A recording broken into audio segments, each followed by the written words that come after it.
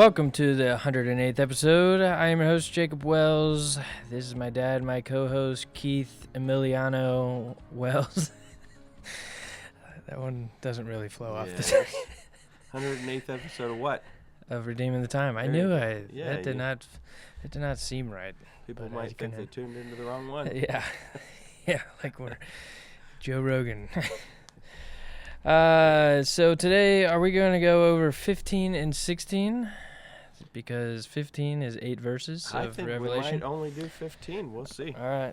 Well, buckle up for that. But before that, Buckle up, I found myself in a very weird spot. Not a weird, but just an interesting spot of in between parents and teenagers. And so from how you raised me, you've always had me talk to adults. So I feel like I have gotten a somewhat of an understanding of how to talk to people, but I've also had to figure out how to talk to teenagers who are younger than me. Okay. So we've talked about this before. Yeah, you didn't tell me what we were starting this off with, so I asked him 3 times what we were going to talk about at the beginning, and he just said, let's go. So we talked about different lingos and stuff of generations and all that jazz, but that really doesn't mean anything. There are differences between generations and with different aspects, and I kind of want to do this like mini series at the beginning. Oh boy, you could have clued me in on this. Well, I'm gonna lead it. Okay. I just want to talk to you about it. Just all right. Conversate as if we were at dinner or lunch. So there's 2 things that I want to start with, and then I don't know if we'll do it again or I'll just bring it up randomly when other things pop up in my mind. But there's more than 2 that I have, based off of my observations, based off of what I have read, researched, talked with both different generations. But there are differences in the way they ingest information, as we've talked. Sure. There's also differences of what they spend their money on and what they are wanting to do with their free time, or I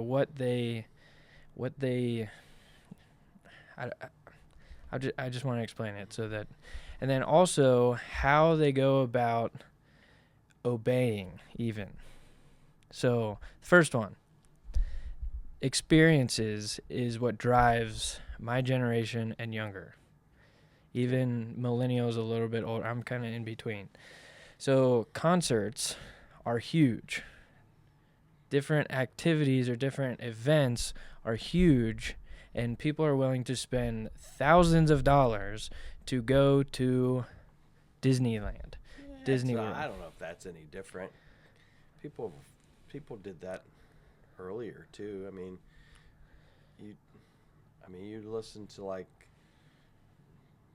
different folks, they'll talk about all the concerts they went to when they were younger, that type of thing. But here's where the difference is.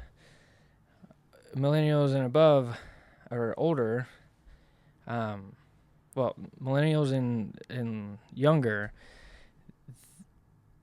the physical things that they have don't mean anything to them.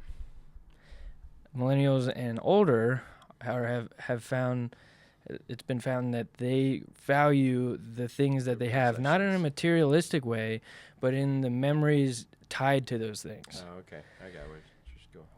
And the reason with that is cell phones. I could not care less what plate I eat off of, what cup I drink out of, what couch I'm sitting on. I don't care to have a boat. I don't care to have any of these things because I can pay for the same experience without having to own it.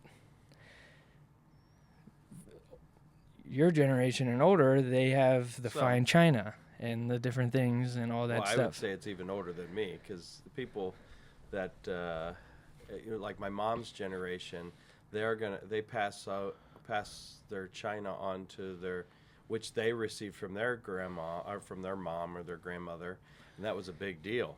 And now, you're finding the folks of what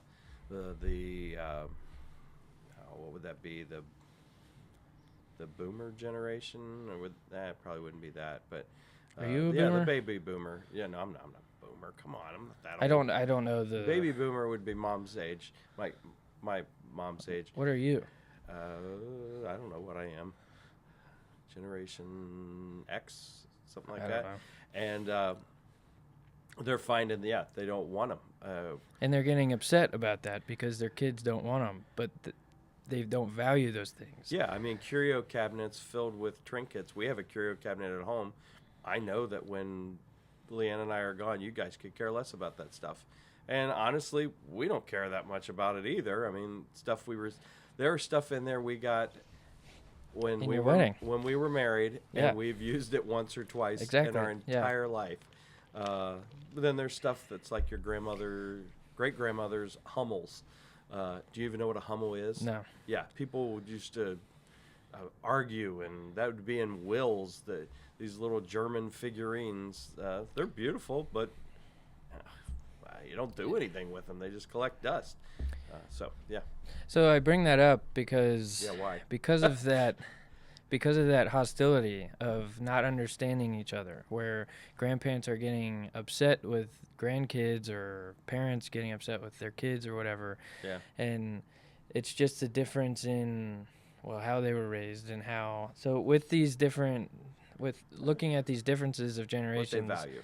I kind of want, like I said, I find myself in a weird spot of, okay, I see this older than me, but I also see this younger than me, and there's a battle going on. Not like a legit battle, but like some. Every generation has that. Yeah. Yeah, and so, based off of my reading and stuff, it's just on my mind right now, and so I want to talk to you about it. So that's the first thing. Experiences rule over any material things. And I'm not saying the older generations are materialistic in that. It's the memory behind it. No, we're Americans. We're materialistic. Yeah. I mean, the 80s, if you grew up in the 80s, I mean, it was all about materialism. Also, I read that the Great Depression had a lot to do with that because they didn't have a lot of things. So when they spent their money on something, that meant more because when they got out of the Great Depression, I would agree with that. when they spent their hard-earned money that they didn't have 20 years ago on something, that meant more than just having a thing. Yes, I can watch. So my grandmother grew up in during the Depression. She grew up in Tennessee, Kentucky area until they got married and they moved up to Cincinnati. And Grandpa worked at Formica. And yeah, you valued everything you bought. I mean, you reused things. For my grandmother to see the amount of stuff containers and things like that we just throw away, she'd be appalled by that. Yeah. Yet we see it and we're like, well, no, this is, you don't make this to last. You throw this away. Yeah, the material. There are things that have memories tied that I will always keep, but they're just. I really don't have any ties to what any your of mom it. sees as clutter and throws away. My grandmother would have kept. Yeah. Without a doubt, because that's just, you don't know when the next one's coming. There's not a sense of security in who we are. Where your generation, for the most part, has never known that. Yeah. Yeah. So yeah, I would agree that definitely has part of it. Especially depending on where you grew up. I mean, if you grew in this region, most of the people, some connection probably to Tennessee or Kentucky, and they came up to Cincinnati to find work. Yep. Yeah. So the other thing is the Gen Z want to know the why before they do something. Yeah. So 2 examples here. One in my own life, one that I heard. So the first one, the one that I heard, was a military guy. He was at a military commander or whatever. He was actually a trainer, so he's in the boot camps and stuff, and more. It's a higher level of boot camp, but you know what I'm saying. This director was hounding on these guys about how they need to figure out how how to read a map with just a compass and a map and like a topographical map. And they were like, I don't want, like, why am I doing this? This is stupid. They weren't doing it because in their brain, they were like, why would I do that if I have a GPS? And the director was about to lay into this dude for talking back. And this commander who's like researching on Gen Z and everything, he was like, well, what happens if you're deep in the enemy territory and your batteries go dead in your GPS? And asked these other questions to make him think and think about the why. And it turned out the kid was like, Oh, okay. yeah, he was like, oh, so this is our fail-safe. He was like, yes. And he was like, oh, okay. And then that kid went on to be like the top, like outperformed everybody else. But he needed to know the why before he did it. I'm not talking parental relationship with children and stuff, because I think there's a point where you just need, I'm the parent. And yeah, you do because I said it. Yeah. But that's just interesting, and I've seen that with like cleaning up after a service or after something with tables and chairs. For me to just go up, I tried to do this, just say, hey, clean up. And there was a group of teenagers that didn't do it. Then one Sunday morning, I was like, this is why we're doing this. We have these and I explained, we have these older people. You have the ability to pick up more chairs and faster than anybody. That's why we ask you to do this. Next time we did it, those people were doing it right away. They need to know the why instead of just, okay, the authority said, do it, and you just do it without questioning. With that, there's some problems there, but I just find that interesting that it's not just. When I heard that story of the military, I was like, I immediately went to that example in my own life and was like, oh, that is true.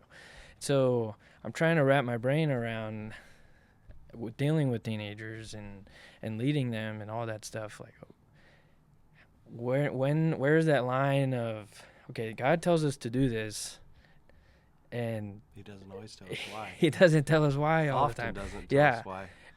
But that's a matter of faith with God. Yeah. You know, He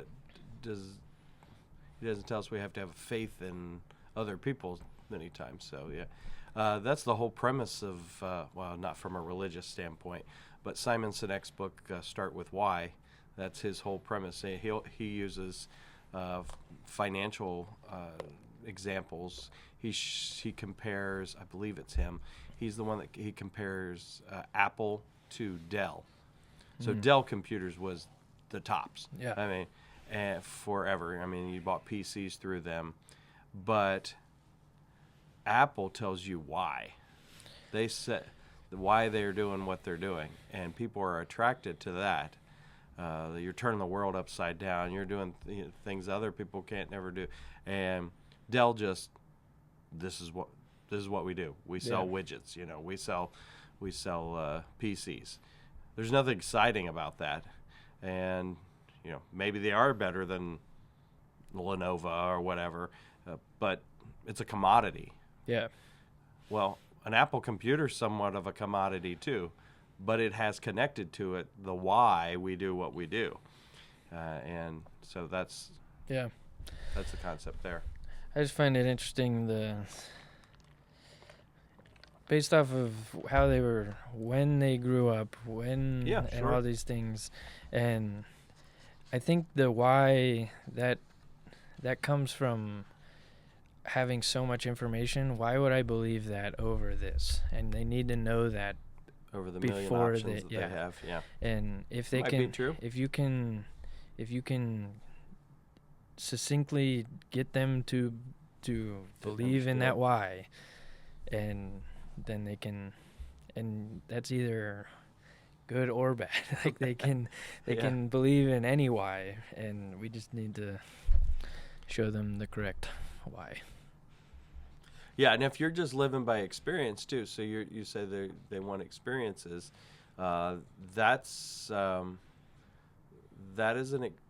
something that will burn itself out over time. You can only experience so many new things before things aren't new anymore. Yeah. And I see a generation that is living for something fresh and new all the time, to fill that void of fulfillment in Christ, where maybe my generation was trying to fulfill it with stuff. And consistency. Yeah, well, it's the same thing. An experience is one thing. Mine was a thing. You go buy the new thing. You play with the new thing, whatever it is, an electronic or whatever it was. It was always, if you were the first one to get the newest this or newest that, and that newness wears off very quickly, and you're looking for the next thing. And it's the same thing. It's just that you've just put it in a different direction. Yeah. So every generation has something like that. And so that's what. It's just cool being able to me, it's cool to be able to identify what that is for each generation. I think if you know that, then it's easier to communicate. And it'll be different for May's generation. Yep. She's going to grow up never not knowing AI. Yeah. So what's that going to look like?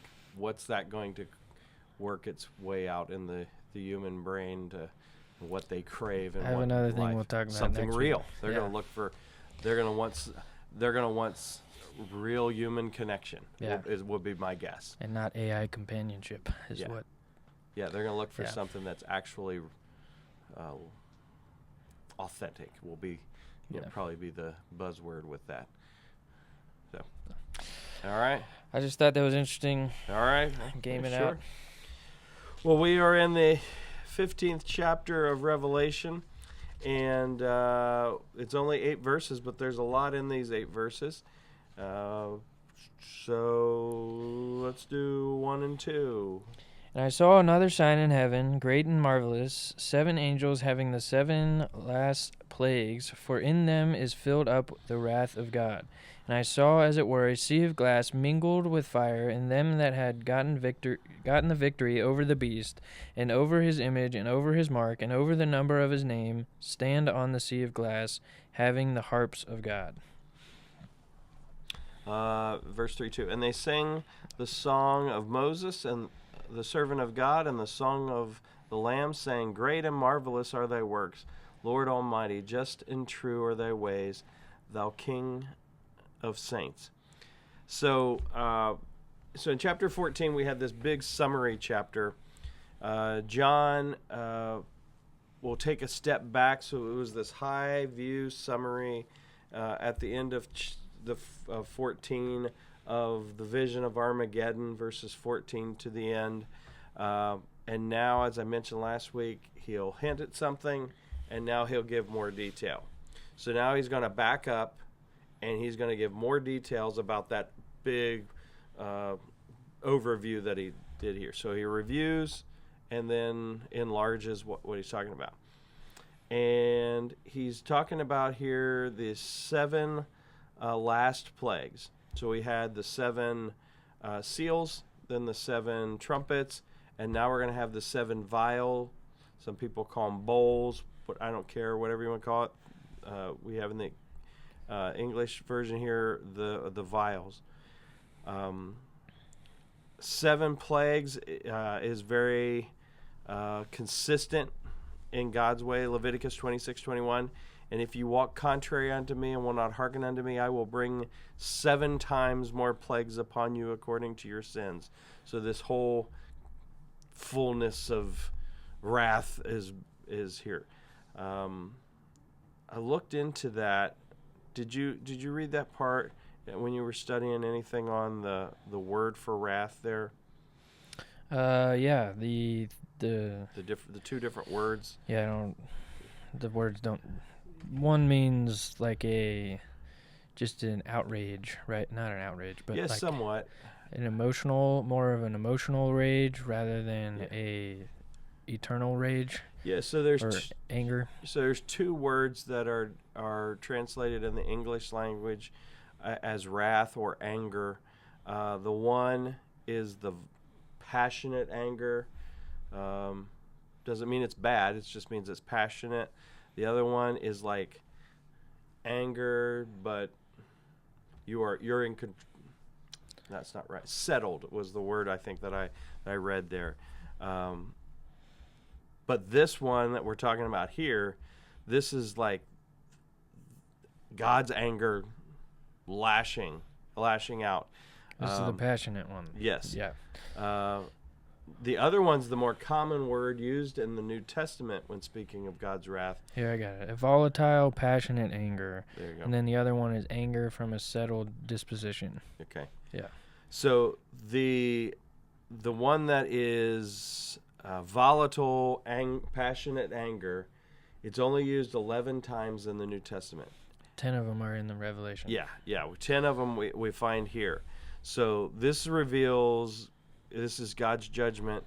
Note also that the wrath of God, as we see, is on those who have rejected Christ. So this isn't on us. So I encourage you, don't confuse this when you read these. Don't confuse it with the rage and the hatred in the beast and the image of the beast. That's vengeful rage and hatred. Hatred's a key word there, of the dragon on the martyrs. This is the opposite of this. This is judgment, not rage. Yes, it's wrath, but it's not uncontrolled rage due to hatred. It's a passionate God who's wanting them to come to him, but they have continually rejected thousands of years. Right, and justice must occur. We talked about that today, we're filming this on Sunday. To be just, judgment has to eventually occur. Yeah. And the long suffering of God is done, and this is the wrath that finally comes from that. In verse 2 we have then, and I saw, as it were, this verse is filled, a sea of glass mingled with fire. So we have this imagery here of the sea. We read about this in chapter 4, where the sea of glass emanated from under the throne of God, or from the throne of God, reflecting God's glory in this, and it said it was like unto crystal. Well, that's, the holiness of God here. Now it's mingled with fire as well. So there's this holiness of God intertwined with the divine judgment, God's holiness. So this time it's mingled with fire. So did you look into any of that with the laver? And because we're going to talk about the temple of God. Yeah, I also saw, not as much with the laver, but the connection to Exodus with the plagues and setting that up. Yeah. When you think of fire, you think of red, and in the book of Exodus with the plagues, the sea or the river was turned red, and some people think that symbolizes that with the judgment of. But I don't. I think that would be more in chapter 16. That's that's what I. Okay. So no, I have not. All right. To answer your question. So the same way the laver if you go to the temple part, not the tabernacle, but if you go to the temple that Solomon had built, there was a sea, and the laver was there. This stood in Solomon's temple. And so there's this whole symbolism of the laver, possibly, and as we see the temple open, that's where that goes. In this verse it says, them that had gotten the victory over, and then it lists all over the beast, over his image, over his mark, over the number of his name. They stand on the sea of glass, having the harps of God.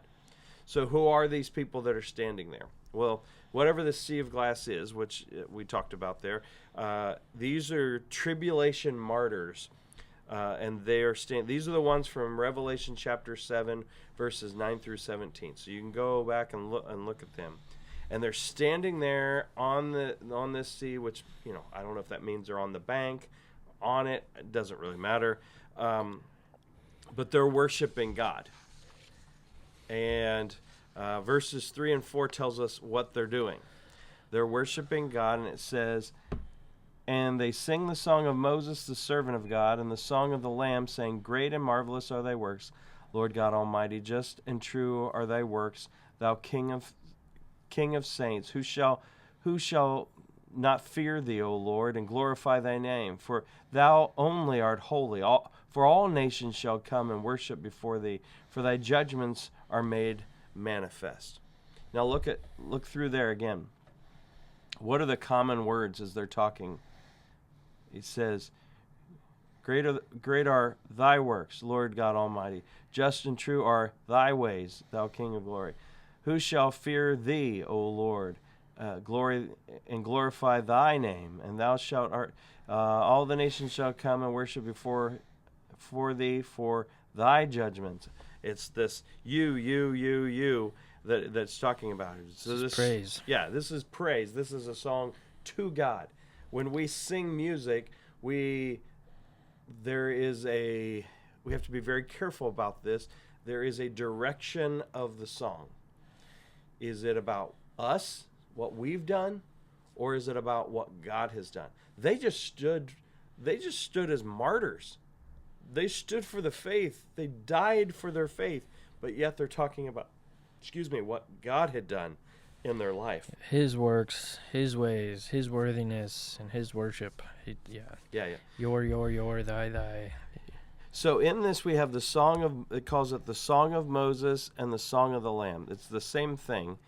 And so we've got this beautiful song, a combination of the law and love, the old covenant and the new covenant.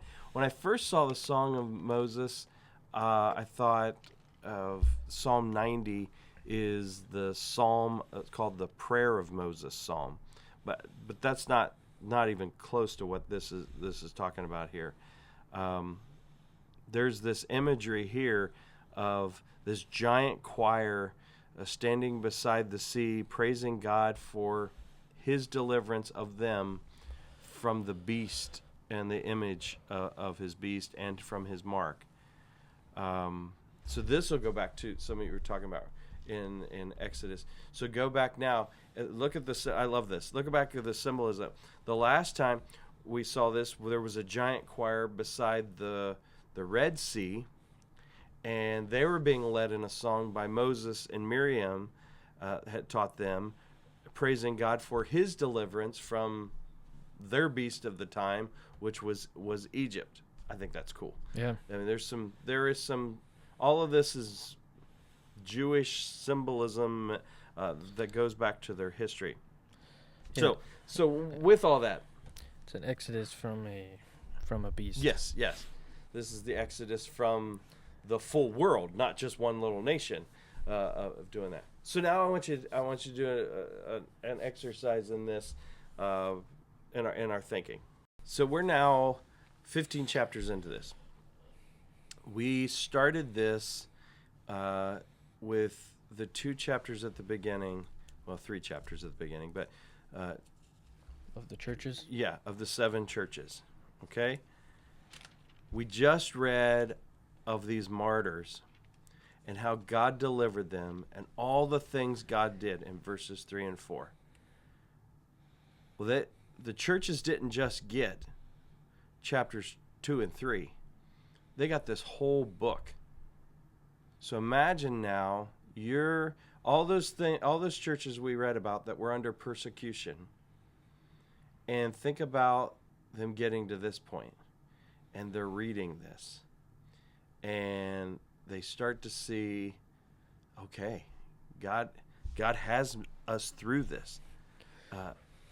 They see the light at the end of the tunnel. Yeah, they see the end. Yeah. There was an old Southern Gospel song by the Cathedrals. I read the back of the book and we win, and it was a sort of a.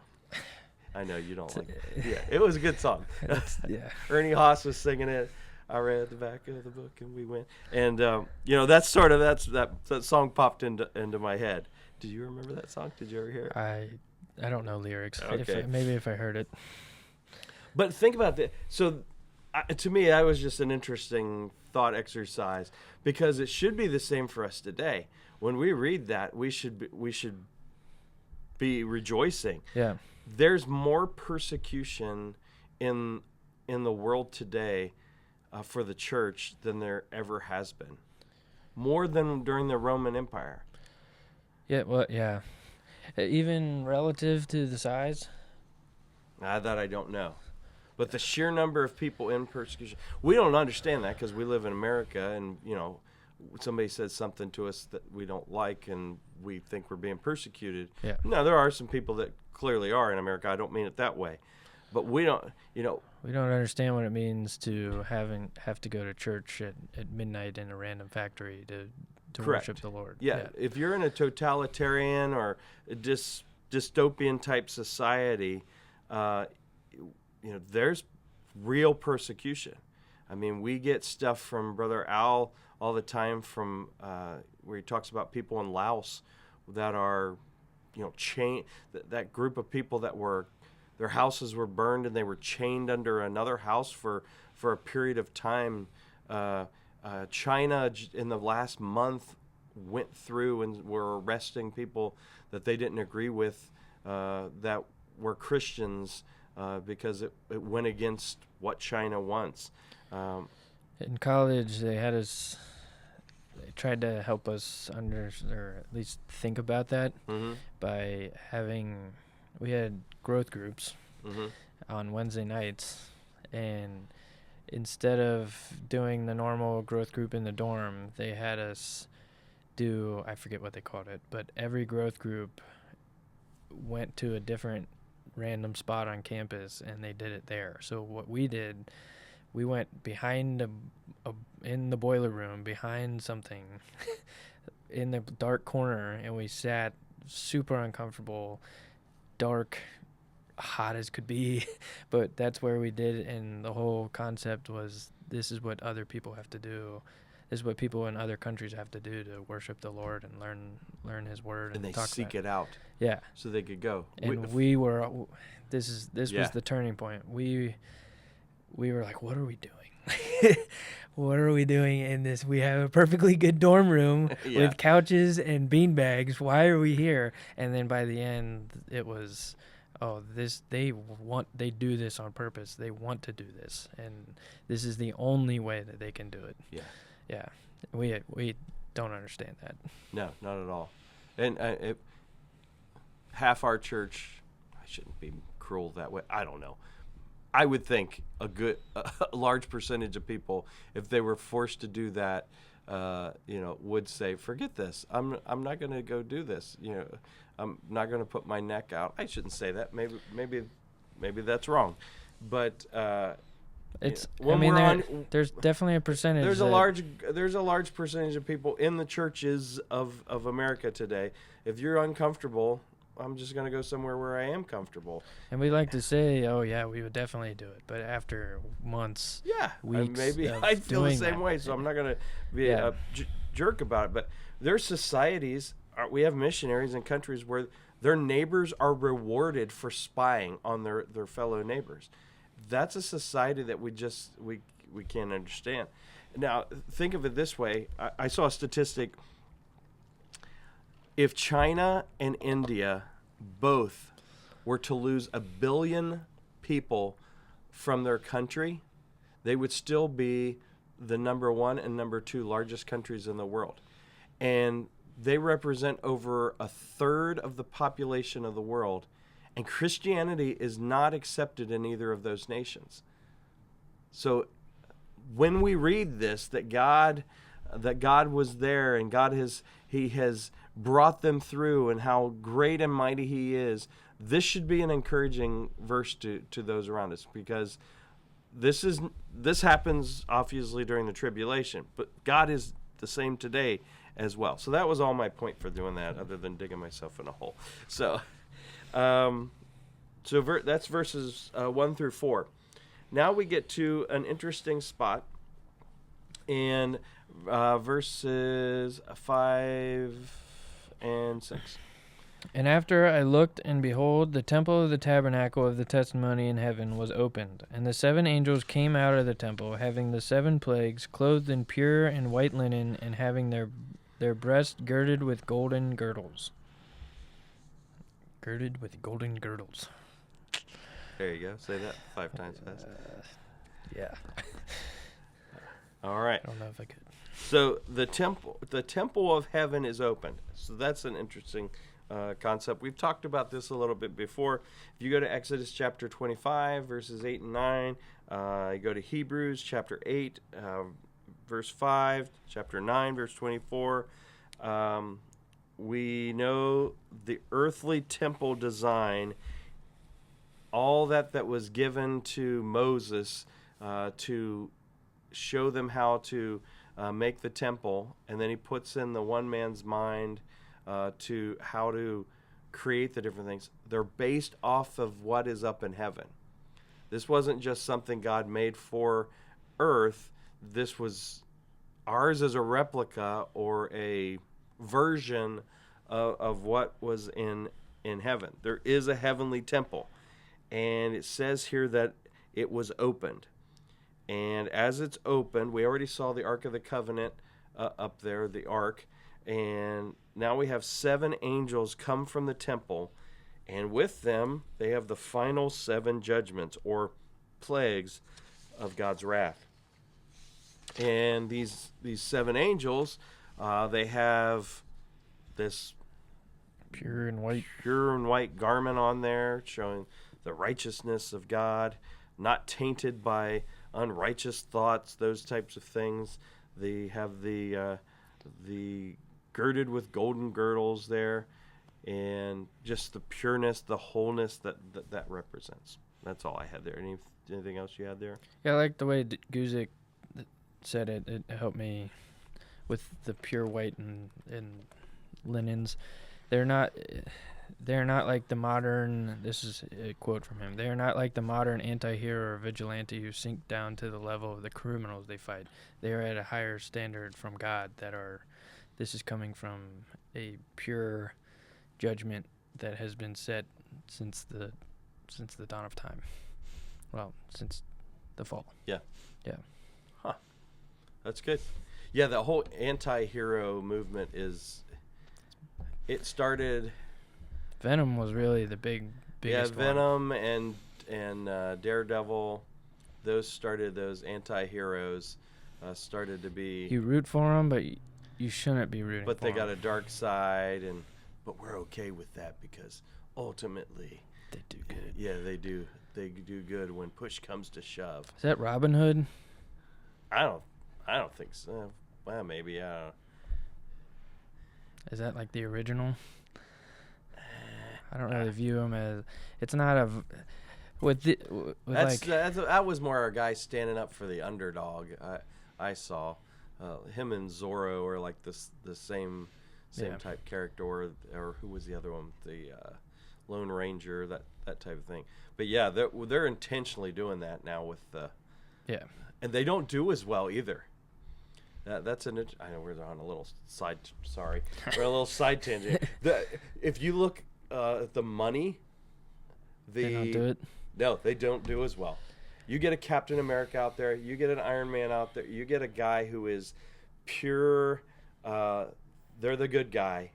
There's no. Yeah, they might have a flaw, but they're the good guy. And then you look at like the Loki, the Venom, Daredevil. Those do not do as well. That actually makes me happy. But. Yeah, even in a corrupt society, we still want Captain America.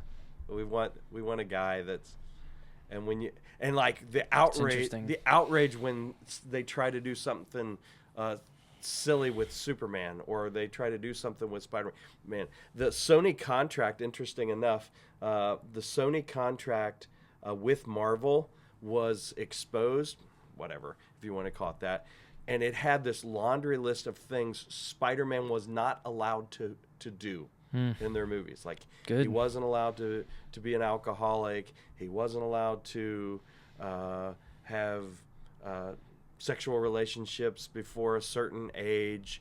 All these things that kept him the friendly neighborhood Spider-Man. The friendly neighborhood Spider-Man that you wanted to see Peter Parker win. Yeah. And that's why That's why Spider-Man, if you go to kids, They love him. Spider-Man is Yeah. the superhero. Yeah. I know that's silly off the top. I mean, not really. I mean, in our society today, that's such a. I mean, this has been. How many movies are we up to? In the 40s now. And Marvel? yeah. Oh, yeah. And you want to see the ones that did well versus the ones that didn't. That's a lot of it. Yeah, I don't want to go deeper Okay. into the rabbit hole. But Yeah, I have other because thoughts. everybody's just tuned out. All right, that's all off of those girded with golden girdles. Right. Verses 7 and 8. And one of the four beasts gave unto the seven angels 7 golden vials full of the wrath of God, who liveth for ever and ever. And the temple was filled with smoke from the glory of God and from his power, and no man was able to enter into the temple till the 7 plagues of the 7 angels were fulfilled. Okay. So one of the beasts, it says there, one of the 4 beasts. So if this goes back to those living creatures that are around God's throne that we learned about in the very first chapters. Chapter 4. Thank you. They come down and they give from God. They give them these vials to the 7 angels, filled with these last 7 plagues to the 7 angels. All right. And when they do this temple that has now just opened, it's filled with smoke, the smoke of the glory of God. And I love the consistency of this throughout. This tells us a lot about God the Father. If we go all the way back to Exodus and Leviticus and Numbers and to 1 Kings, when the temple is built, we read the same thing happens. Is this the Shekinah? Yeah, some people call it that.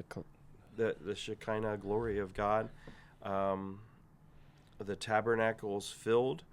They can't enter into. Moses and Aaron couldn't enter into the temple at that point. Solomon and the people that were in the temple, they had to stay put where they were, and it reveals God's presence filling an area, which is an interesting thing because if you're a science nerd, a liquid will only fill up to the level of the container that it's in, as much as there is there. However, a gas, what does a gas do? Spreads. It fills whatever size container it's in. The molecules just get wider apart from each other. A solid has a set dimension. Liquid has a set dimension, but gas fills the space with which it is. So this whole presence of God is sort of this imagery of filling wherever it's at. I don't know, maybe I'm just being a nerd there, but that's the thinking. And it says here that no one, at the end of verse 8, no one enters until the judgment of the 7 angels with this vial of the vials is complete. So I don't know, did you have any thoughts there? I had this thought of like until the work is done, it is Control Central is in place. What do you mean by that? Okay, so imagine when there are missions, they'll always show a picture of the president and whoever the president's people are in the room with him at that time. Until the mission's completed, they're there, making decisions on the fly, waiting for whoever they've sent out into the field to carry out the mission. When Osama bin Laden was taken, or when that's sort of the mentality I had.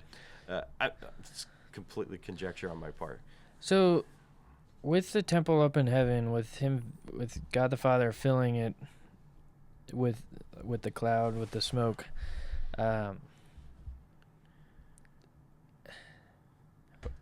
if he's filling it now, I guess I'm probably overthinking it, but if he's just now filling the temple, where was he before?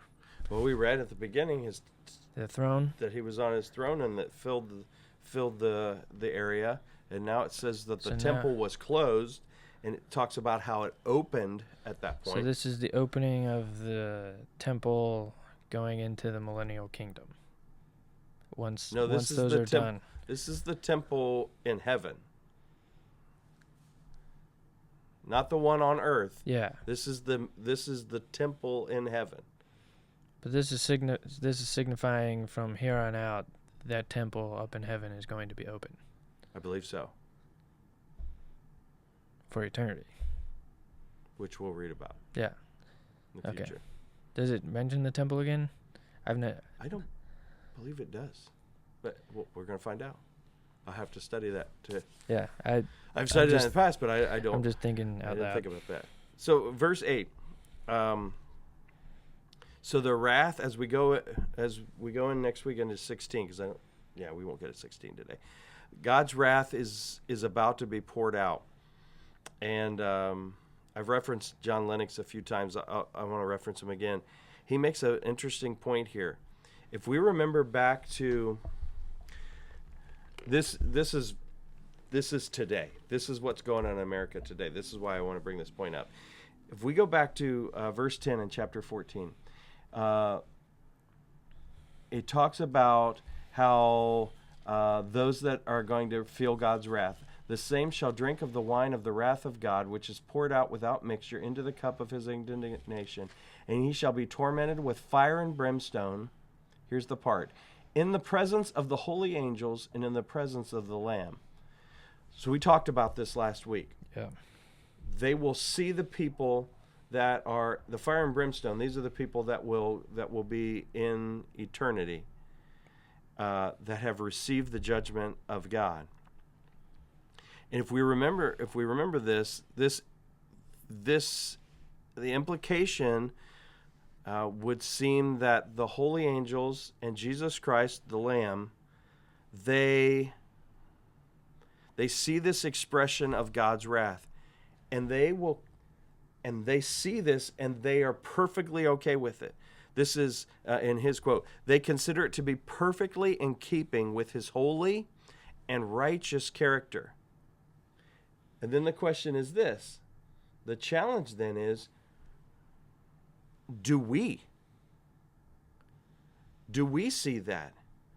Are we okay with that? And I bring that up because I am watching on TV on a daily basis. I see headlines all across our country today. We are a flawed people, and we have flawed tactics on how we carry things out. But when judgment is taking place for breaking laws, are we okay with that? And we're not as a nation. We're seeing that we're not.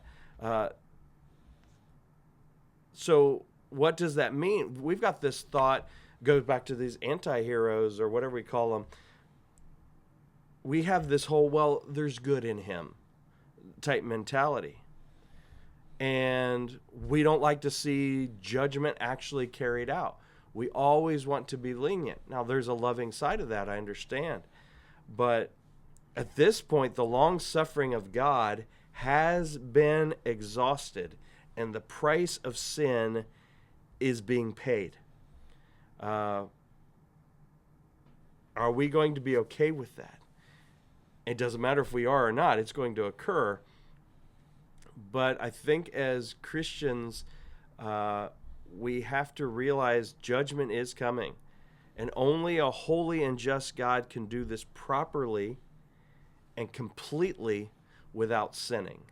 Because we're doing it and we're sinning, obviously. We got guys doing stuff they shouldn't be doing. We've got, on both sides. But at the same time, many of us are not okay with judgment being carried out for laws in place. And this is going to be at the ultimate scale. And it's going to be interesting to consider and watch. I don't know if that made any sense. Did that? I never thought about that. I never even explored that question of, am I okay with the judgment of God? Like, it doesn't matter if we are. I know. It's going to be carried out. But in today, I guess. Yeah. Am I okay with And we knew this was coming in our country. I mean, you can't be lax on on laws forever, and then finally start carrying it out and expect this people to follow. They're going to find the worst case scenario and plaster it all over TV, and we're not going to be okay with that. That's who we are, as unfortunately, as a people. But here we are with God's judgment being carried out, and we're going to see that next week in chapter 16. I like what you said, the ultimate scale. This isn't just based off of a behavior or an action of a result of sin. This is because of sin. This is it. All right. Chapter 16 next week. We'll see the 7 vials. Yeah. What did the escalator say when it's broken? When it was broken? Let me repeat that. What did the escalator say when it was broken? What did the escalator say when it was broken? Nothing. It just stared. I think I wrote that. I don't think I wrote that one down. We'll do another one. Please. What does the watermelon say when its lawn looks dry? Guess it's time to watermelon. Both of those are from Kendall Franklin. That was good, Kendall. I like the second one. She was dying laughing with the Milan one. Watermelon. All right. Well, you guys have a wonderful week, and study these whole 8 verses together, and we'll get into 16. We've had shorter. Action's coming. It's more action. This is like the most delayed hit. Peak. When I study it, I get all worked up, and then you gotta stop. And then we gotta stop. And then we don't record for 2 or 3 days. Yeah. And then it's like, all right, I gotta get hyped up. Yeah. All right, you guys have a great week. Love you guys.